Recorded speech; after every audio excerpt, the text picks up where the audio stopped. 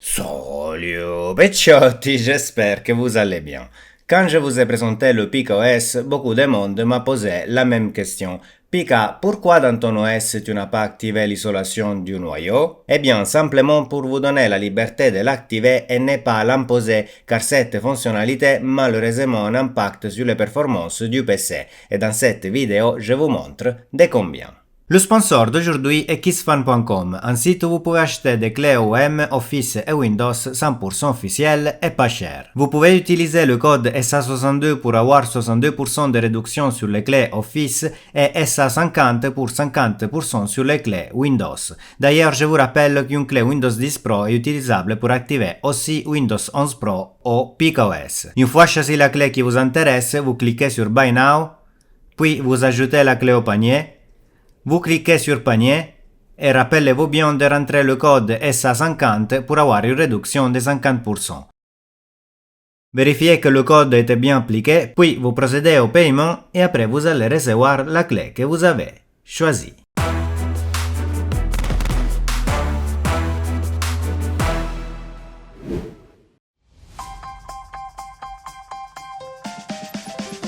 Pour commencer, qu'est-ce que c'est le noyau d'un système d'exploitation?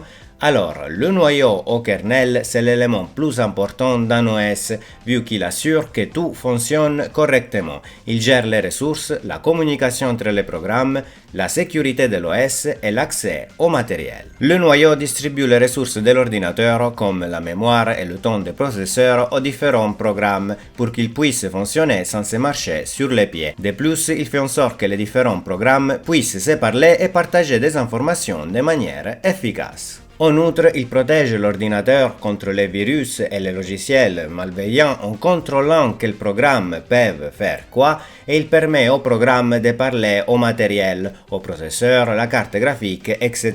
mais de façon contrôlée et sécurisée. Ça c'est pour très simplifier, mais maintenant vous comprenez pourquoi le kernel a un rôle si important dans un système d'exploitation. Parlons maintenant de l'isolation du noyau dont vous avez accès dans les paramètres de Windows et en particulier à l'option intégrité de la mémoire. L'isolation du noyau exécute le noyau dans une machine virtuelle pour empêcher que des logiciels malveillants puissent exploiter ces vulnérabilités. Il faut imaginer comme si on met une couche autour du kernel pour éviter des attaques directes des logiciels malveillants. Maintenant, vous avez bien entendu le mot machine virtuelle. En fait, si on n'active pas la virtualisation dans Windows, cette fonctionnalité ne sera pas disponible.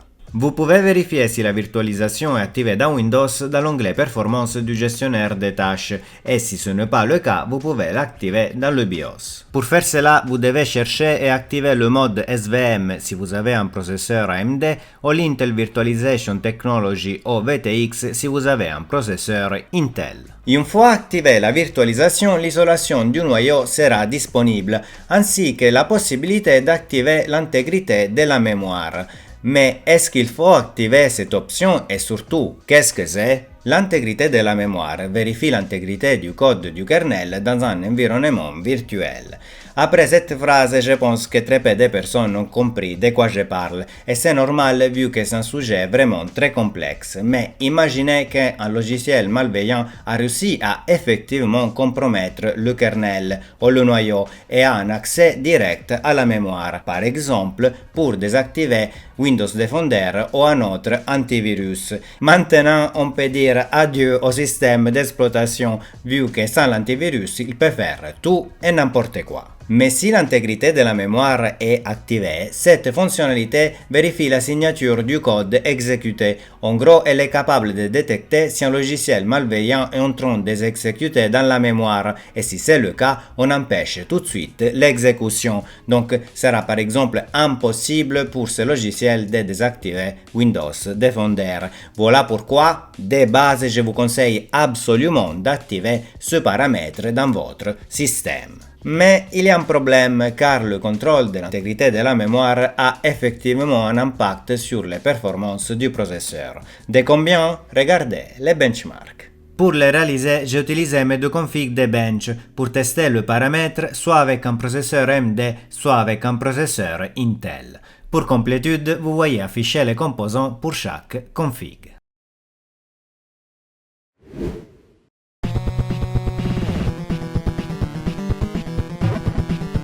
Je commence par Cinebench R23, un bench qui pousse à fond le processeur, et on constate immédiatement qu'avec l'isolation du noyau activé, on perd jusqu'à 7% de performance avec un processeur AMD 7700X et jusqu'à 9% avec un Intel 13700KF. Pourquoi je dis jusqu'à? Parce que les scores ne sont pas toujours aussi bas avec l'isolation activée, mais cela peut arriver dès que cette option est activée. De plus, si vous vous demandez pourquoi le processeur Intel est plus impacté, c'est simplement dû au nombre de corps plus élevé. En fait, ce n'est pas montré sur ce graphique, mais en single core, la différence de performance est négligeable. Je passe après au jeu et je commence par cela qui dépend moins du processeur, comme Cyberpunk. Dans ce jeu, peu importe la définition, l'isolation n'a pratiquement pas d'impact sur les performances, et de même si on regarde les benches réalisés avec processeur Intel. Sur Alan Wake 2 en 1080p, on observe une légère perte de performance avec processeur AMD qui peut attendre jusqu'à 6% avec processeur Intel. Honnêtement, je suis étonné de voir une telle perte sur Alan Wake 2 car même en 1080p, ce jeu fait travailler la carte graphique à 100%.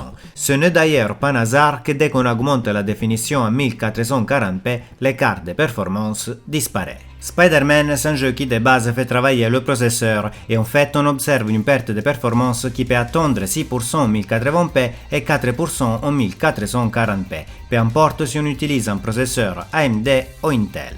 Étonnamment, cela concerne uniquement les FPS 1% low. Enfin, on passe au jeu de simulation qui utilise beaucoup le processeur pour gérer la physique du jeu. Dans Flight Simulator, on peut observer une perte de performance pouvant attendre 8% en 1080p et 5% en 1440p.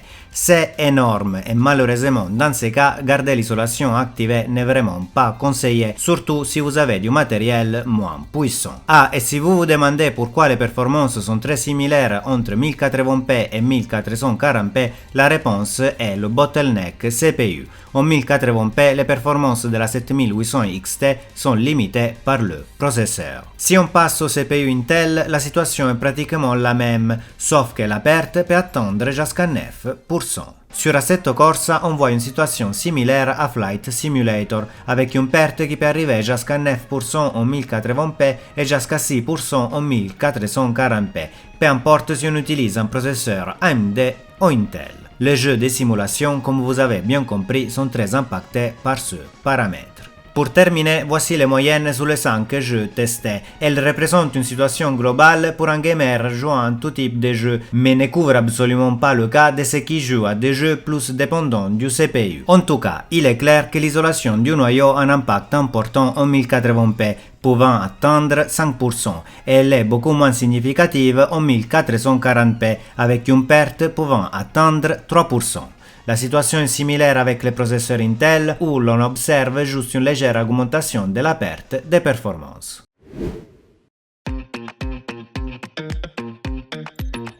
Comme vous avez pu comprendre, dans les jeux qui dépendent plus du processeur comme le jeu de simulation, l'impact en 1080p de ce paramètre est assez important, avec une perte de performance qui peut arriver jusqu'à 9%. L'impact est moins important en 1440p vu qu'on peut arriver jusqu'à 6% de performance en moins et en 4K est pratiquement négligeable. Je vous ai pas montré ça avec les benchmarks car pas significatif étant donné qu'à cette définition c'est vraiment la carte graphique à faire le taf. Les processeurs d'Intel sont légèrement plus impactés des processeurs AMD, probablement pour un nombre de corps plus élevé, mais au final la perte est comparable. À mon avis, vous devez désactiver ce paramètre si vous jouez en 1080p sur des jeux de simulation ou des jeux qui dépendent plus du processeur, car perdre 8 voire 9% de performance, c'est énorme. Et de plus, j'ai noté sur certains jeux du stuttering avec ce paramètre activé. Par contre, vous devez faire très attention à utiliser correctement votre PC. Vous devez éviter d'aller sur des sites bizarres, de télécharger des logiciels pas sûrs et de se faire avoir par les tentatives d'hameçonnage dans les mails, étant donné que le système est moins protégé. Si vous jouez en 1440p, à vous de décider. Si vous avez du stuttering dans certains jeux, sachez que ce paramètre pourrait en être la cause. Mais si ce n'est pas le cas, à vous de juger si 5 voire 6% de performance en moins dans les jeux qui dépendent du processeur impacte vraiment la fluidité de ce jeu. Personnellement, je joue en 1440p et je préfère garder l'isolation du noyau activée pour avoir un système plus protégé léger et surtout parce que je joue rarement à des jeux qui dépendent beaucoup du processeur. Mais maintenant vous êtes au courant de l'impact de ce paramètre, donc faites le meilleur choix selon vos besoins. Enfin, pour qui joue en 4K, à part avoir des problèmes de stuttering, vous ne posez pas trop de questions et activez le paramètre. Selon vous, l'isolation du noyau doit être activée ou désactivée? Écrivez-le dans les commentaires, pouce bleu au passage, abonnez-vous pour ne pas rater mes prochaines vidéos de tests, news et conseils sur l'hardware et l'informatique. À la prochaine complica. Ciao!